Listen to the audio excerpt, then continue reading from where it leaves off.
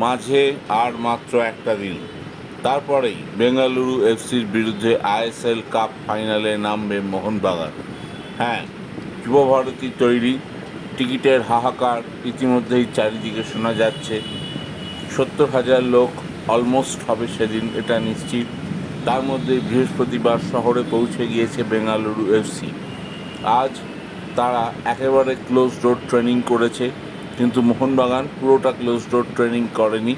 যদিও ট্রেনিংয়ের সময় ভিডিও করা বারণ ছিল, তবে ট্রেনিংয়ের বাইরে প্লেয়াররা যখন মাঠে ঢুকছিলেন সেগুলোর ভিডিও করা বারণ ছিল না।